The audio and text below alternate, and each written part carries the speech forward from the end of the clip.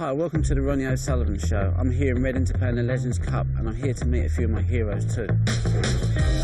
Hello and welcome to the third episode of the Ronnie O'Sullivan Show, a Snooker Legends special. Coming up, Ronnie sits down to chat with his all-time snooker hero, Jimmy White. No disrespect to any of the other players, you know, I could have won 10 World Championships if I'd have behaved a bit more, you know.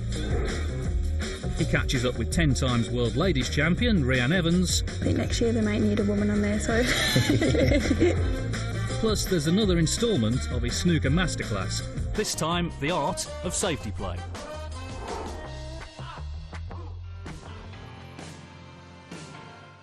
Back at the start of May, the snooker season came to a dramatic end with Ronnie O'Sullivan narrowly losing out to Mark Selby in the World Championship final. 3 weeks after that final, the Rocket is back with a cue in his hand to compete in the Legends Cup alongside some of the greatest players to have graced the bays. For snooker fans, it's a dream day out, but for Ronnie, it's all about playing alongside one legend in particular. Not only do the fans get to meet their heroes, I get to play with mine, and I'm here with Jimmy White this morning in Reading. How are you, Jim? I'm very well, thanks. You're right? certainly my hero now. You're captured in the Legends Cup this weekend. It's our third year I think we've been here. Yeah.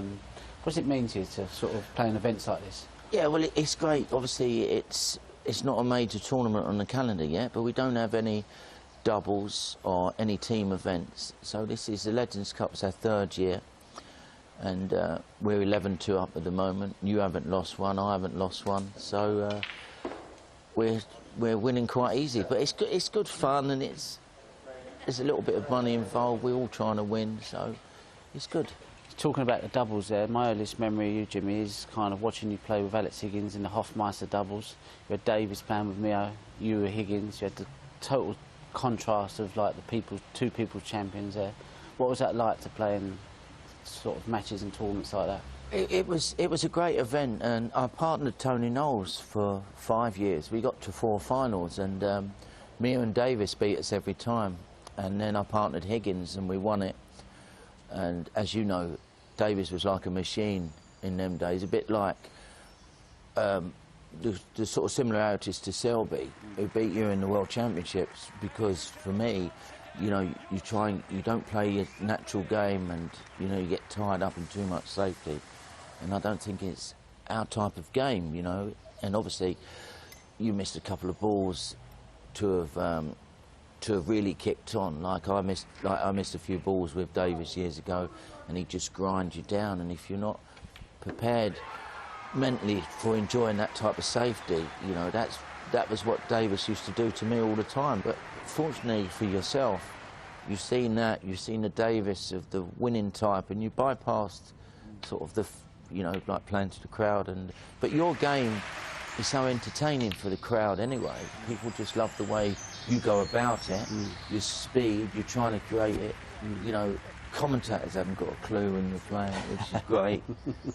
But you're trying to win the game in one visit, and that's what sport's about, you know, is perfection. Yeah, I know. I mean, I think the big turning point for me was when I started working with Reardon. Yeah. Because I played safe before, but then I started working with Reardon, and he was like, well, if you're going to play safe, play good safety. Absolutely. So I kind of learnt a lot from Reardon, and I kind of, you know, I adopted that philosophy for a couple of years, and, you know, trying to marry the two together was quite frustrating for me at times, because you know, a lot of the times I'd come off the table and I'd be on the interval, and most people would just be on their second frame. That's kind of how I got used to it. And then once I started working with Reardon, I'd be coming off, and all the players would be back after their interval, and they'd be 4-3, and I'm still like 2-all. I thought, what's going on here? So I suffered it for a while, but I did find myself thinking, well, I just really want to express myself. You know, that's really where I enjoyed, love the game. And improved unbelievably. Would you like to? Would you? You can have your time again. I don't. No, no. If I had my time again, obviously, I would have prepared a lot more better. But you know, I'm still still enjoying what I'm doing. You know, my life's good. But I would have got into the safety a bit more. I wouldn't have pushed the boat out so much. But safety is such a big part of the game now. You know, these new players are coming through. It's not. They can make 1-4-7s, but unless they've got a good safety play to get in, they're not going to win. How do you compare snooker from the 80s and the 90s to how it is now, you know, and how it was, you know, up until 2 or 3 years ago. It was different class then because you only had 4 channels and you play one match and you wouldn't play for 3 more days, which you would find that annoying now. Now it's like it's so intense, you know, and I think you do the right thing by picking and choosing what tournaments. That's funny that you say that, because I think one of the only tournaments that kind of gave me the opportunity to play early and then kind of have 4 or 5 days off was the Welsh Open. And I remember after the Masters, I just thought, I just want to put my cue down for like 3 or 4 weeks. There isn't a tournament. I ended up chilling out, and then I was like, oh, I've only got 2 or 3 days to practice for the Welsh. I remember having a couple of days but thinking, oh, I'm still not sharp. I got through my first round.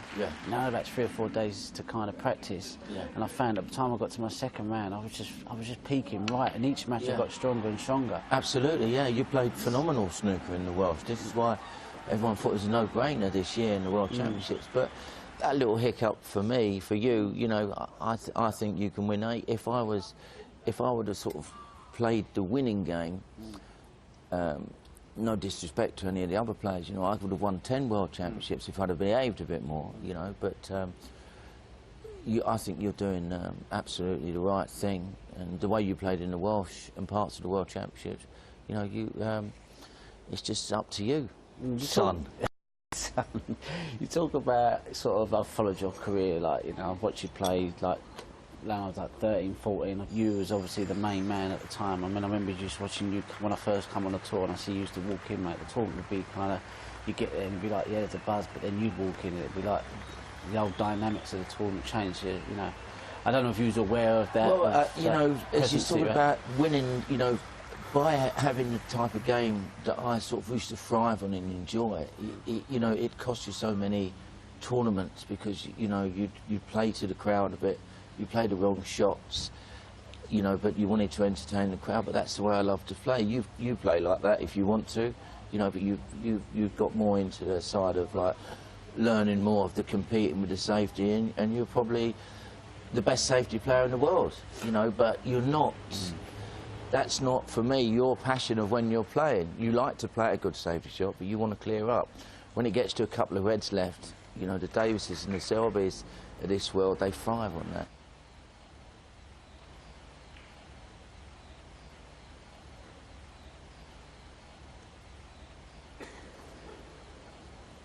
I remember I've watched so many of your matches, and I was reading about some stuff about some of the games you played, and you say that the best game you ever played was when you played Parrot in the final of the UK Championships. I was interested to read that, because obviously you've played in so many big matches, so many fantastic games, but yet that was the one that you seem to think that you couldn't play any better. Why? Well, because I won 16-14, and we was never one frame in it until the end. I'd make a 70, he'd make 100, and it was top snooker. There was in the whole match, there was only like 2 games each side that were stolen from like 60 behind. And then just as we got to like 14, 13, I just kicked on, and it just made you know, and it was always about that, because when you've got a good player playing well against you, and you know that if you make a mistake, he's going to punish you, and you just know that, oh, well, I've just got to keep playing at my best, and it just, from start to finish, it was the best match I think he's ever played.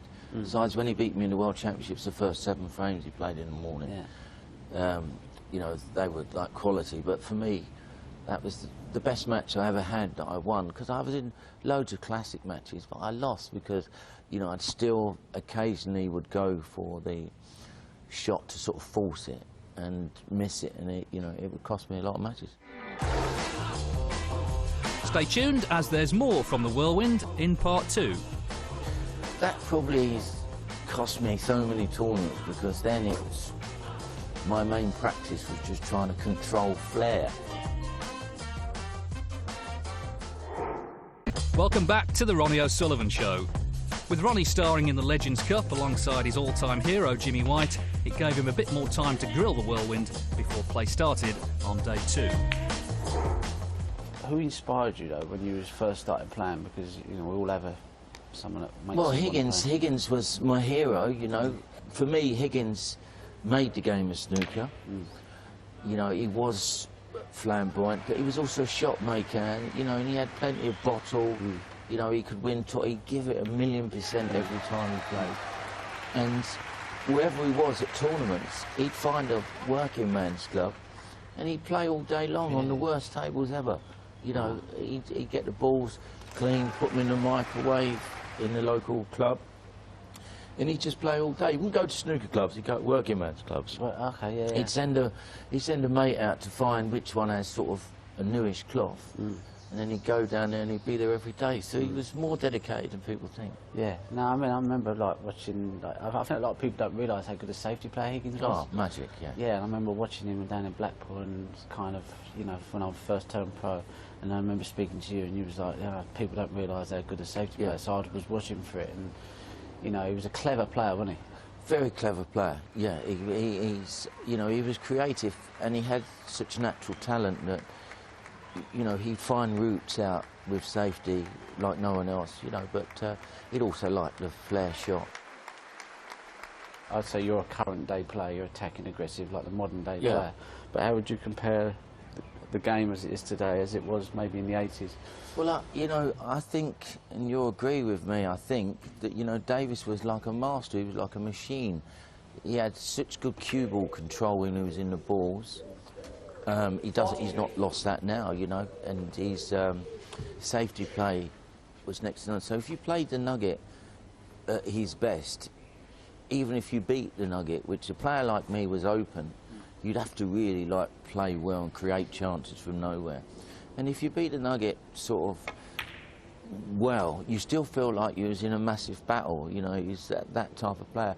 So I think today you've got Mark Selby, you know, quality temperament, quality fighter, you know, quality player, but you've got a lot of players, you know, Ding's good at scoring, Robertson sort of solid and all that, but I think Hendry and yourself took it to a bit of the next level, but I think it's sort of, you know, apart from you two, I think the game is not that much better than it was in the 80s for me. You know, the stats show different things, but I'd get to 75, won the frame, he needs 2 snookers, I'd play a flare shot. So, you know, there wasn't that many centuries. I tend to agree with you, really. I think there's a lot of strength in depth nowadays. There's so many of them. I mean, some people I don't even recognise, but you watch them queue up and you think, well, they could all make 100 break. Yeah. But I just think there's the kind of, like, if you go back 15, 20 years ago, you know, when I first turned professional, there was you, there was Hendry, there was Higgins, there was Williams. And when you look at that, I mean, that top 6 or top 8, I think me personally think that would beat this top 6 or top 8. I think that the standard of the top 8 players was better than the top 8 players now. Would you agree? I agree with you, but then you've got to feel for the modern day players, because they're having these tournaments in tournaments.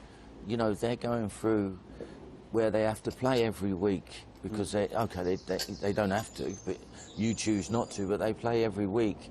So it's hard for them to maintain their top form. In the time you was talking about, we had a lot of time off.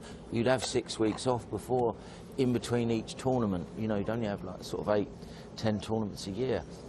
So, you know, I'd agree with you to a point of the actual playing, but I think that's because of Hearns making them play all the time.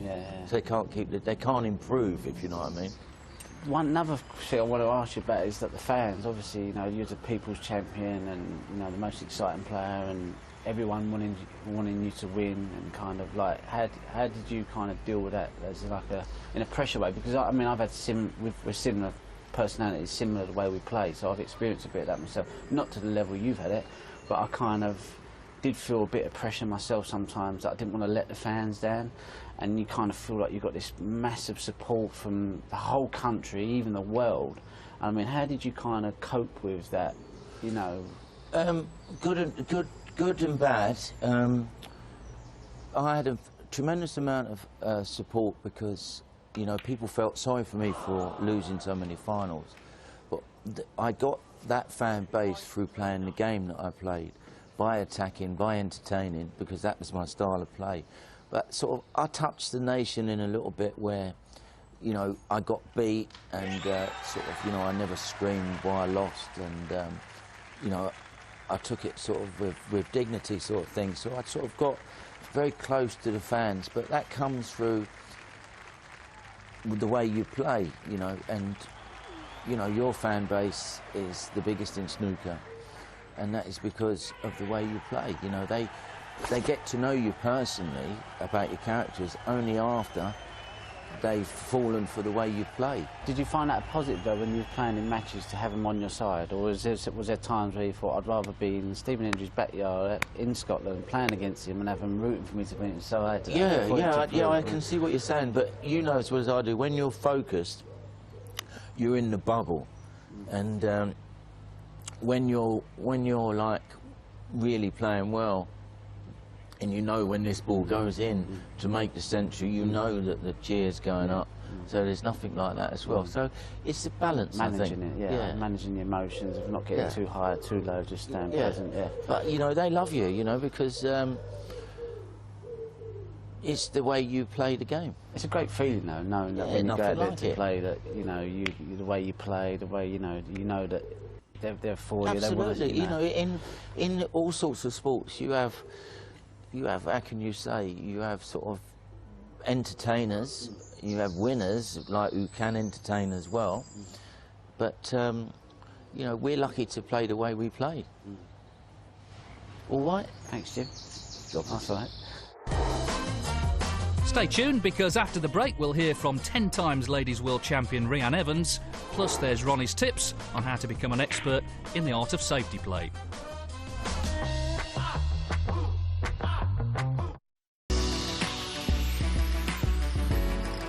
Right, now we come to probably one of the most important parts of the game, along with break building. You've now got your safety side to the game. This will allow you to contain your opponent, to create opportunities. You couldn't look any further than someone, say, like Steve Davis, John Higgins. For me, they're the two best safety players I've ever played against. And today I'm going to be showing you one where you're trying to keep the balls tight, one where you're trying to play an aggressive attacking, and one where you're going to be playing a containing shot. Now I'm going to be playing the first type of safety, which is trying to keep the red stuck into them reds without trying to spread them and trying not to leave anything on. Go down onto the shot. Trying to miss the bulk colours at all costs, which I've managed to do. Coming through the yellow and the brown. And to me that looks like quite a reasonable safety shot. Now we go on to the second safety shot that I was talking about, and this is called the aggressive shot. You're playing well, you're feeling confident, you don't want to get tied down in those long safety battles. The reds are sort of tightly bunched together, but you've got one red out, which you can control really well. So the aim of the shot is to try and pop this, hit this red into these other reds, again get that white deep into that corner pocket as much as I can, and hopefully the balls are split open nice. But always concentrate on getting a good white. You can see I've opened the reds up nicely. I've managed to get a Brucey bonus, which is the snooker behind the green. But as you can see, I've now opened all these reds up. I've got 1, 2, 3, 4, 5, 6, 7, 8 reds that are potable. I've now got him in the snooker. He's banging trouble. This one is my least favourite. This means you're in a certain amount of trouble. You're not able to get the white ball back to bulk. Your only option now is to try and leave your white as tight to the back cushion as you can. What we're going to try and do here is play this red here, white off the side cushion, let it just trickle into the back cushion. I'm snookered on this red here, so I can't get back to bulk. It's the only shot available to me. It's not one that I actually want to play, but it's the only shot I can play. So the idea now is to get down here, try and hit this nice and smooth. You get a good white, leave the white as close to the bottom cushion as you can. That way he can't be aggressive with his shot. And as you can see, there's no damage done. I haven't put him in trouble, but again, it serves a purpose. It's kept me in the game. You know, sometimes you have to be patient, and sometimes you have to play that containing shot. one common theme amongst all of them safety shots, they were all played with topspin. Very rarely will you be playing safety shots where you'll be creating backspin. Sometimes you need to, but 90% of the time, a lot of the shots are played with topspin. And for me, the best player in the game at doing that is John Higgins, followed closely by Mark Selby. One of the masters of it was Steve Davis. He was the one we all learnt from. He was the master of topspin, splitting the reds open, getting a good white. So always bear in mind that when you're playing these safety shots, a lot of it is topspin, but controlled topspin. Not to the point where you're hitting it 100 miles an hour. You want to control every shot you hit, but creating topspin. First staged in 2012, the Legends Cup has provided snooker fans with an opportunity to see some of their heroes up close and personal. This year, the England team dominated the rest of the world on day one, and on day two, they were closing in on victory. Amongst the likes of the Nugget, the Whirlwind and the Rocket, the star of the show turned out to be Reanne Evans. Ronnie caught up with her in the mid-session break on day two. I'm here at the Reading in the Hexagon with Reanne Evans, who's won the world title 10 times. How are you, Reanne? You all right? Yeah, I'm good, thanks. Yeah? Have you enjoyed your weekend here at the Legends Cup? It's been fantastic. Obviously, I've never done anything like this before, but great atmosphere, good laugh as well. Tell me then how you first got involved with snooker. What made you decide you wanted to play snooker in the beginning? I was about 13, 14, I used to watch my brothers play, and they made century breaks and things like that. And I thought one day I picked up a cue, and it came natural to me, so ever since then, so I got my brother to blame. OK, I'm interested to know then, when you're kind of like, because it's a pretty male-dominated sport, and then when you go down the snooker world, obviously it's like full of guys. How do they take it, like when you come along and start beating the guys? Well, I've grown up with it with my brothers and their friends and going watching, so they sort of knew me around my area. It was when you go like different places around the country and then they're like, oh, yeah, there's a woman playing over there. But now, 90% of the time I'm like settled in, and it's not that bad for me. I'll talk a little bit about when you come onto the tour. I know you had a full season on the main tour. Yeah. You got a wild card on there, so you had the opportunity to play in lots of events. You know, how did you find that coming from like the ladies tour, where you were obviously dominating, won 10 world titles, and obviously there's no one there to push you? It was daunting. It was daunting. Everything was different for me. Obviously, the conditions, you have referee, you mean like that cubicle on your own and things like that. But my game did improve. It did improve. I noticed it when I was going back to the ladies' game, and I was like not losing as many frames, or I was winning by more and things like that. But in general, the reception I had from most of the players was spot on. And now and again, you're going to have your critics, but I really enjoyed myself, and I was grateful for the experience as well. Why do you think there isn't so many ladies that, you know, like that play to the level that you do? I mean, I'm just interested to know. Yeah, there is a few good lady players out there all around the world as well. It's not just in England, but I just don't think they have the opportunity to play, even to practice more. They haven't got the incentive to play. So hopefully, with all this and the coverage and everything, it'll increase the lady players around the world and improve the standard of the ladies' game. Do you see yourself kind of feeling like you've outgrown the women's game and you want to push on? I mean, like, what targets have you set yourself? I want to try and get on the tour through my own merit and then try and compete, like, but it may happen, it may not, but that's my target. Also, this left-handed, I've been watching you play. I mean, obviously the first time I see you play, but you look so natural and so... It looks like you're going to pop the ball, you look like fantastic. How did that, I mean, do you work on that, or is it something that comes natural to you?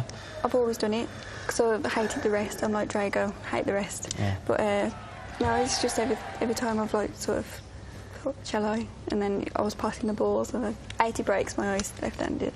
I think it's a great asset to have. I mean, there's some shots I can play better left-handed than I can right-handed. I don't know why, but I just happen to play them. So like my break-off was never great, but left-handed I always seem to get decent white and not leave that shot to my feet. Yeah, it's very strange because I feel comfortable. Yeah. I probably feel more comfortable when I play left-handed. It's strange. But you kind of lose a bit of touch, but you've got a little bit of something else that... If you haven't got to use it all the time, you've got more confidence in it. You can use it as like a little bit of an asset. But, I mean, watching you play, I was saying, I did think I was the best ambidextrous player, but you are by far better than me. No, you are... No.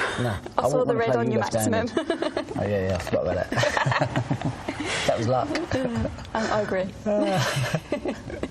Anyway, this weekend we've done really well. We're 16-3 up at the moment, so we've got 2 more to go. I think it's in the bag. What do you reckon? I think next year they might need a woman on there, so... It'll be 18-0 then. They might win a frame. No, it's been fantastic. Obviously, it was like a freak day yesterday, only frames we won, but we set a good standard, so... because I really enjoyed it. Oh, it's been a pleasure playing with you for last weekend. Pleasure to meet you, and obviously enjoyed having you in the team, and so same again next year. It's not been too bad having you on my team yet. See you next year. Yeah, thank you. Nice one. Good luck. Cheers. So, going into the last session of the weekend, England needed just 2 points for victory, and it didn't take long before they were over the winning line. And, as expected, Reanne Evans took home the trophy for Most Valuable Player. Really happy to have won the Legends Cup. Guys have done really well. You know, Jimmy, Reanne, Steve, so nice to get hands on another trophy. It's been great speaking to Jimmy and having a good laugh with all the guys, and I'll see you next time. Cheers. We'll be back in September for the next instalment of the Ronnie O'Sullivan Show as the tour moves to China for the Shanghai Masters. Until then, be sure to stay tuned to Eurosport for all the best snooker action from around the globe. Goodbye for now.